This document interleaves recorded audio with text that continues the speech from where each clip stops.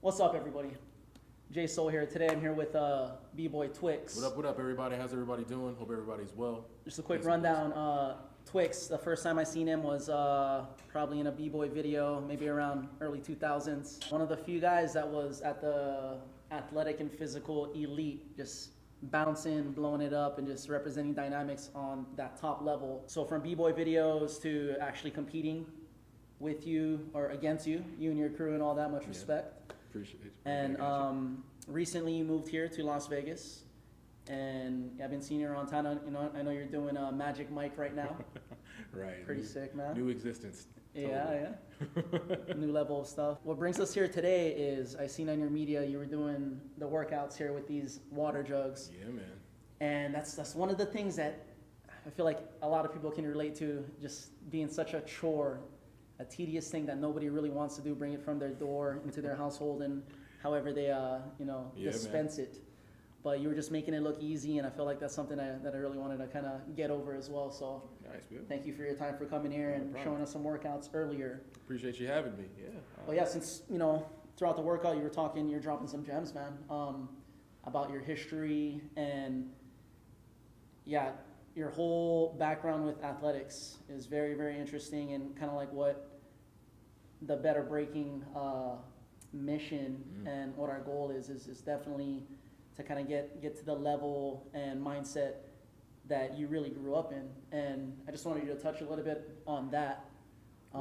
You mentioned this term, Mr. Glass, going from that to discovering your athletic abilities, to coming up in a martial arts and almost militant household, your sibling dynamic adding to that, and entering the b-boy scene and being a personal trainer and all that stuff. But yeah, man, I just want to hear kind of just a quick rundown, a retouch on that, and just the whole athletic side. Oh, yeah, man. What you do. Very humble beginnings. Started off, a disabled kid actually, regular Forrest Gump, real life. Wasn't able to walk until I was about 5 years old. I had leg braces on, so I already had like a disability at birth. Had two older brothers, two older siblings. I'm the youngest of three that played sports, that were athletic, that were very elite, as you would say. And so that was a lot of like my development growing up, was understanding the capacity of which I lived in currently. And at first, like, I didn't recollect it until until later on in life. My mom used to tell me stories about it. I don't have really a recall of anything before the age of about 4 or 5. So in my mindset, I could always walk. Yeah. Those memories are super early on, too far on for my memory to latch onto. Yeah. So my mom showed me all the evidence of it and showed me like medical documents and how it was a major thing like in the family. She had this disabled kid that she didn't think was going to be able to walk, at all, and it was a blessed thing. And the leg braces actually corrected like the posture in my ankles because I had a club foot, so my feet were always turned in and upside down. So they had to straighten out my ankles and let my bones and everything restructure and reharden in a new posture. So that was a 50-50 chance that would work and be possible.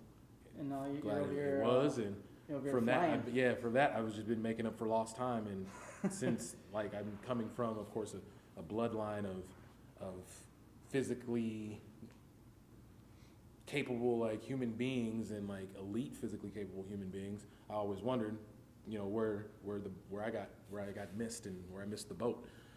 But it was just, I think, a lot of late blooming.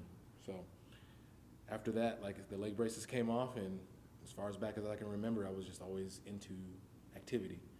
Martial arts was the very first thing I got into. My dad was a martial artist, and that was what I knew. That was what was life. So I didn't consider that sport. that was part of my development, how I think as a martial artist, because that was what my first experience in, you know, conditioning was. Moving on, just going into sports. I just saw the sports that my brothers played, and I wanted to play them all, and everything that inspired me was all, you know, gymnastics, martial arts, football, wrestling, basketball, track. I did them all. Just trying to find, I think, the right balance of all those things is that's when I found breaking. Because breaking, I think, made all of those things and encompassed everything, all of my disciplines and all of the sports and all the conditioning and all the things that I wanted to do all in one thing. It encompassed everything, and it just made it all whole. And then I was still, you know, expanding on artistic expression. I love to draw and paint. And culturally, you know, we're brown. We dance at home, and, you know, that was part of celebratory family get-togethers, but I didn't dance a lot in public until later on, really getting into it and really taking it seriously. Like, I only danced at maybe 1 or 2 school dances throughout my entire school career. And a lot of my peers didn't even know I could dance because I was too busy living as a student athlete. So I was all about my academics and my sports. So, yeah, dancing came later. Yeah, dancing came later as like artistic expression, and it was the way that I felt like I could dance and look cool and be physically, you know, amazing and look superhuman, because I was a big comic book nerd growing up. So, you know, it made me look superhuman, as well as attracted the attention of the ladies. So covered everything on a full frontal basis. Like I said, the first time I seen you in video, that was actually the very first time I seen a cart full. Oh, snap. I never seen anyone else do that. You've had that for a minute or what? Yeah, the funny thing is I kind of felt like I was one of the people that helped bridge the two communities of tricking to b-boying. Yeah, it was tricking around then, though. Yeah, it was. Like early 2000s, I think. It was, because the first time I remember being really known for throwing corks, which at that time I didn't know were corkscrews. I didn't know like that flip actually existed in a different community, because I grew up a gymnast. So all of my tumbling ability and everything that I learned how to, in terms of flipping and acrobatics, was all super formal under gymnasts premise. I didn't know about like the tricking world coming also because it comes from, you know, extreme martial arts. I didn't know about that world and that community as I was getting into b-boying, and as I was starting to develop in b-boying, I didn't know that community existed on its own. So I used to practice on deconstructing my flips, because of course you can't go into a b-boy battle or into a b-boy cipher and be a gymnast and tumble the way gymnasts do and take up the space because you don't have it, and as well get props as a b-boy. So I was trying to figure out how to make my flips look like I learned them on the street or look like I learned them informally. So I would just try to mess around and mess with like angles of how I jumped into a flip or how I threw my body, and whatever I could land, then I would use in a competition. So when I stumbled on to doing corks, I used to call them full twisting gainers, because how I threw my body was like a regular gainer flip, where you're throwing your body into a backflip, but it's like a floating forward backflip. And so I said, to myself, I was like, I wonder if I could twist it. Damn, And so I was just experimenting, and I just kind of stumbled onto it. And the first time I used it was B-Boy Summit 2000. And then from that point on, it became a trademark. Yeah, that's probably where I've seen it, And it became a trademark, and that was like one of my big moves, or like a move I was known for. Man. And then later on, I think like the later 2000s came like the Steve Taradas into the game, and like where people were starting to incorporate a lot more tricking flips. So I don't think that bridge was built between those two communities, and I guess I'm one of the people that like kind of helped branch those two things together to where now they're interchangeable. Now trickers learn how to break, breakers learn how to trick. Like, yeah, I can attest to that too, man. Starting as, you know, a practitioner since '95, you know, I was watching all the old videos in '80s, you know, all the Hollywood videos, all the underground VHS tapes and stuff like that. And yeah, it wasn't until you that I seen that flip. But you mentioned something interesting too within that. You said you had gymnastic technique, and then you found a way to modify it to fit the circle and the breaking context, right? Yep, I totally had to deconstruct it. Deconstruct it, or reverse engineer it almost, right? Totally. So, to make it fit in the world that I was trying to be in. And I mean, we do that all the time. Like, we're trying to always like find these different capacities to be in, whether it be work, whether it be our exercise, our programs. You're always trying to find these ways to modify what works specifically for you as a person, as your lifestyle, and your schedule. So as much as you construct something and build it up, you can also deconstruct it, There's break so much it down. importance in that and what we do. And you mentioned it when we were working out earlier too. with certain B-boy specific workouts, right? Mhm. Like you're mentioning like proper technique when you're doing this Right. this Proper. shoulder position, Yep. the 90-degree, right? Mm-hmm.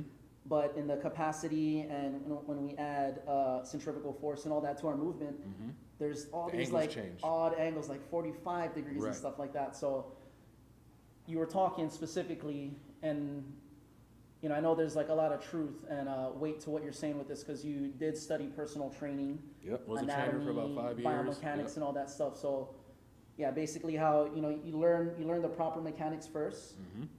so you can build the muscle around it to support these odd movements, Yeah. right? Yep. You build up your compound muscles, which are your bigger muscle groups. Yeah. Those are like your muscles for everyday use. Those are your muscle compound, like those are your compound muscles for literal like abuse, so to speak. You have those large muscle groups and your glutes, your quads, your hamstrings, your calves, your biceps, your triceps, like those are your chest, your back. Those are all for constant, like I said, for the lack of a better word, abuse, constant work. Yeah. There's a lot more intricacies when you get into your smaller muscle groups that are kind of overlooked because these compound muscles, everybody focuses on the compound muscles and them being so big and so strong to compensate the little muscles, and all the little intricate muscles get overlooked a lot. And in what we do, fundamentally, if you look at it from a fitness trainer eye and perspective, a lot of the stuff would be fundamentally wrong because it's out of alignment. Yeah. But if you're not strong out of alignment, then that's prone for injury, and that's really a testament to the weakness in your body because there's enough muscle tissue in our bodies to be able to move how we want in 360 degrees. Yeah, but we're yeah. just not conditioned for it. We're only conditioned for certain movements. So it's almost kind of like an untapped kind of science, You have right? to kind of unlock it. If you're thinking about if you're a gamer and you like that verbiage and that terminology, you have to unlock the level. So and that's where you get into being, that's where you get into flexibility and conditioning and different kind of strength conditioning, and not just weightlifting. And then now you're dealing with isometrics, you're dealing with dynamic strength, you're dealing with all these different facets of the body and how to condition it and how to prepare it and how to level up and how to advance it. So is that what you do when you, Magic Mike, you do 10 shows a week? I see you constantly cross training, competing still, performing outside of that with breaking. How old are you now? Getting ready to be 40 here in a year. Like I'm at 39 right now, and 40 is knocking. Beautiful. So we speak of longevity, right? Not many people are. I know, like in the early days, like they reach 20 and then they quit, and then we see it like 25, entering their 30s, they're like, okay, my body's not 20 anymore, right? They start making excuses. And so how important is, God, you spoke a bunch about nutrition. I know you have a ton to say about that too. So nutrition, and then programming, regimenting, and incorporating cross-training with what you do for longevity. I think the best way to apply that and hit on everything in a nutshell would be just balance, understanding the philosophy of balance. And that's and that philosophy goes all the way back to Mother Nature and how we're designed and how everything that is not scientifically proven, but it happens, it's nature, it's balance. Yeah. It's learning how to fluctuate between what you need, what you want, indulgence versus responsibility, and versus self-discipline, every night and day, those two things are opposing forces that are complementary towards a whole. So if you understand the whole and you understand that concept, it's easier to put into place with everything else in your life. So with me being my age and still being able to do the things that I'm doing, it's all in accordance to how can I balance this all? How can I have a good structure and a good balanced meal, if you will, talking about nutrition? Yeah. You got to balance out how you eat. You got to definitely pay attention to what kind of nutrients and what kind of fuel you're giving your body, and you need certain types, not just one type. Yeah. In how we do our workout programming and how we stimulate and activate and condition our body, you need all these different types and all these different capacities of these different workouts to, once again, condition your body and advance it and to help it grow.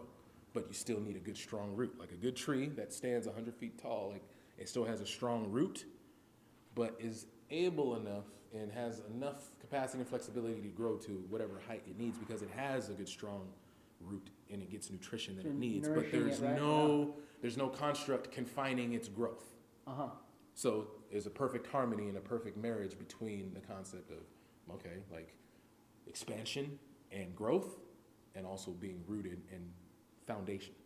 So if you find that balance and that harmony, then there's really no limits to what you can do. And it's just like it's like putting warm water and cold water together. You find warm water. Warm water feels good to everybody. Yeah.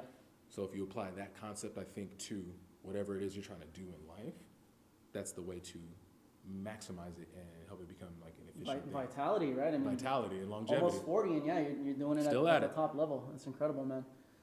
So one of the concepts with BTRbreakin is predisposition. Mm-hmm. You know, with people who get things easy, people who have the genetic makeup and the triple stitch spindle fibers to allow them to be explosive and things that most people don't have. Right.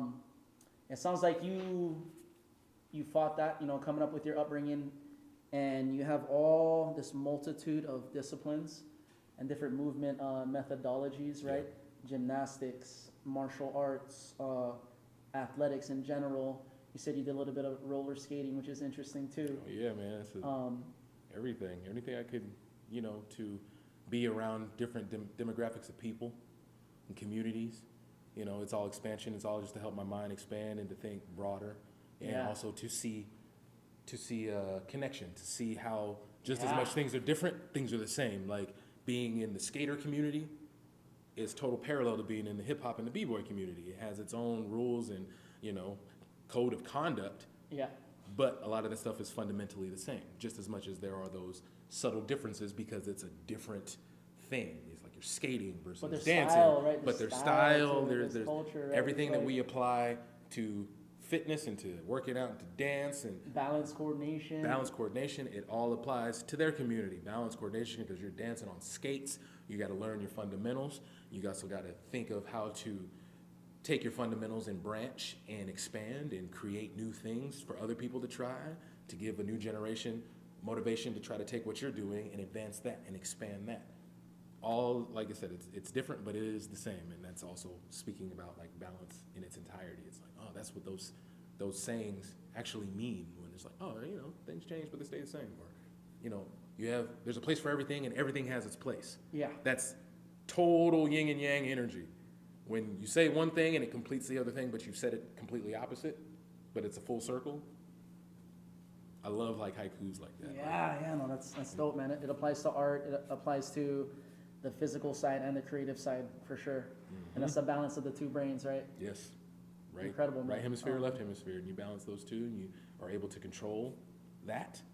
Then you make magic. You know, that's when people's best artistry comes out. That's when people just their best comes out in that. You get that state of flow that everybody is trying to find and living in total oneness with themselves and being in a flow state. That's what that is. It's when your energy changes, is when you absolutely have a good sense and awareness of control of those brain hemispheres and that capacity of living, and then you find that perfect marriage and everything just becomes whole, and when you find true alignment, and then you look at things totally different, your energy totally changes, how you interact with people changes, and you know it because you'll start to hear certain things from people. You'll start to hear the same sentences like, oh, I like that person. They have good energy in their outlook on life, and I like when they're around, and it feels good, and they have such a good energy and good spirit. You start to hear that, and that just starts to be your indicators of, oh, I'm actually breaking through the plateau and finding this flow state and this alignment and this oneness with my mind and my body and my spirit. Yeah. And then the rest of the universe, like,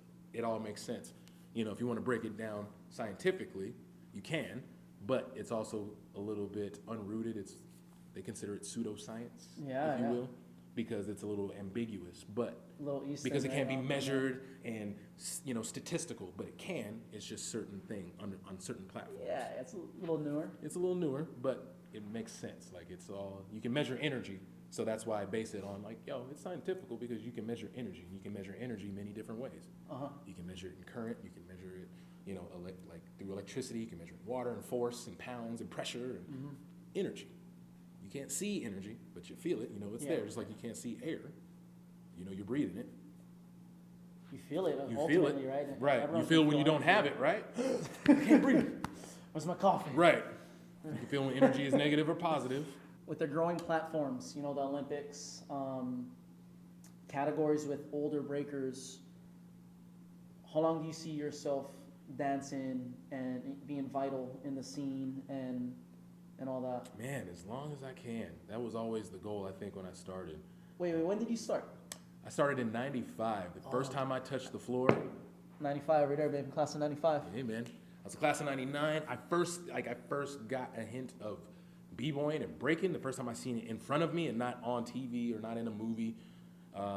It was 95. I was ninth grade. I was in the middle of my ninth grade, junior high year. And I had a friend who is actually linked to Massive Monkeys, who actually used to play baseball with a few of my Massive Monkey members back then, before I even knew my crew, with Bryson, Maurice, and Juice. My homie Paul, his parents got a new house and moved out to the South End neighborhood where I lived, and he was the new kid at school. And I was walking through the halls, and I just caught him practicing in the hallway by himself, and he was just doing footwork, and then went into a small drill head spin into a freeze, and I happened to walk in and caught that whole sequence and that combination. And it What was is actually, that? it was what the That f- moment, is what is that that? moment. Like the light bulb went on. I was like, yo, I want to learn that. Yeah, Like yeah. I found the new thing that I was into, because I was always kind of searching for that new thing, because I was always that kid like, all right, after I got good and conquered something, so to speak, it was like on to the next thing. I want to do this. Now I'm Evolving, good at yeah. this. I want to grow now. I want to wrestle. Oh, okay. Wrestle, did that. Now I want to run track. Oh, now I want to play basketball. Oh, now I want to do that. Constantly testing yourself, right? Constantly trying to find new ways to evolve and branch and grow and test myself and just find just things that I love to do. That was it. And so I used, like, that same day, I remember like finding out where he lived, rode my bike to his house, spent like 8 hours him trying to teach me like just my first basics, and then from that point on, off and running, I started really just getting into the dance element, which everybody is, I think, people who didn't grow up in hip hop culture deeply, like who weren't birthed in it and who weren't like the sons and daughters of hip hop royalty. Yeah, yeah. You know, if we were outsiders, like I was a middle suburban kid, like, you know, wasn't from the ghetto, but wasn't from the rich neighborhood. It was like that working class middle. Yeah. You know, but just definitely did my due diligence to be accepted into the community by not just loving the dance, but also as I'm learning the dance, discovering where it really comes from, why, the what, the when, and the whys. Just doing my homework. Yeah, yeah. And then The still just cultural enjoying the history, dance and being a part of the culture and learning the code of conduct and running along with it. That's a big part of it, Now, man. 20-something years later, I'm like, damn, I look back, I'm still doing this? Still doing it? And then not only that, has it provided me with a career and financial stability in a way that I never thought, you know, I would have. And that was all also due to a lot of the peers that have done it before me. You know, I'm just following in line and carrying on the tradition and trying to be on the successful end of it and make wise decisions, business-wise, and learn about that and grow in that market, in that area. And learn That's how all to. new as well, right? All new as The well, all ability new to have a territory. career, compete on a world platform like the Olympics and all that. Yep. So let me ask you this: 20 years ago, right? Well, 95. That's 25 years ago. Yeah, so right? I'm 25 plus, like I'm 20 plus. in So the how do you game. feel now, from entering your prime and stuff like that, physically? Physically, I feel like I'm in better shape now than what I was in my early. Oh, I got it. Yeah. Love seeing my elderly folk still walking around. Like, it reminds me of like, you know, like old uncles I got at the house. Yeah, like he's talking to his Make sure you grand- make sure you close the garage. All right, make sure you lock up. All right, now thank you kindly. All right, I love you. All right. Like, it just totally takes me back to family get-togethers. Like, all right, Uncle Mike. But I'm good at those impressions because I had a lot of like those family get-togethers. Just those characters to me, it's always stood out in like movies like that. Like Eddie Murphy like intimidates like or imitates his whole family. Yeah. That stuff resonates so good with me because that's how I entertained my friends, was doing impressions of my brothers and my mom and my dad. And, it was great. Yeah, didn't I tell you that, boy? Go on and do the thing that I told you to do now. And go and take the garbage out. Yeah. Like, what'd your mom tell you to do? This stuff always made me laugh. It always just because those characters are super distinct, and like when you see them in movies and you can relate to them, it's great. It's like, oh, yo, I got a relative that acts just like that. You too? Like it just makes that connection. But coming back to, yeah, like physicality, I feel like I'm in better shape now than I was in my 20s. Because now I feel like it's more of a conscious decision and I'm more mindful about it and I'm more aware. Mindful movement. Yeah. You brought that term up. That's Yeah. powerful right there. Yep, man. There's like intentionality behind it now. It's not just oblivious kind of stumbling onto things. Like in my 20s, like I still avoided, you know, just certain things that I think were pitfalls back in the day, drinking and smoking and stuff that kind of deteriorates your health, you know, slowly. And a lot of people are just kind of either unbeknownst to it or they just don't care because it's such a slow decline. They figure, like, oh, it doesn't bother me now, and in 10 years, it'll still be this, and they make these justifications for it. But I kind of just always had the discipline and tried to stay steadfast with, like, trying to maintain and just age gracefully, you know what I mean? And trying to have as less issue with my body aging and getting older as I can. And, you know, of course, there's always still things to adhere to and pay attention to as you get older. But for the most part, just think that it's all served me well and put me ahead of the curve going into my older age. I still don't feel 40. Still feel like I'm, No, yeah, you certainly, you know, in my early 30s. certainly don't look it, for sure, man. You know, so yeah, I think a lot of it now is just, yeah, the mindfulness of it and the awareness, and like now it's more intentional where I see it now. I see it in a broad perspective and in the everyday choices that I make. Like, oh, I should be drinking more water, and where like I'll have the internal conversation like I need to, you know, I haven't had this much of this and I need to have more greens and I haven't had many vegetables this week, and it's all conscious now and I'm in control of it, and it feels even better when the result comes and I go out and I do a job and I'm fit, or people tell me like, you're how old? You don't look your age, and all that stuff, you know, it comes back on the tail end, and so it just lets me know I'm on the right track, so it just motivates me to keep doing it. Yeah, man. Awesome. Thank you, man. Thank you for your time. Thank you for your inspiration, man, and yeah. Hope Thank to you work for out having again, me, my man. brother.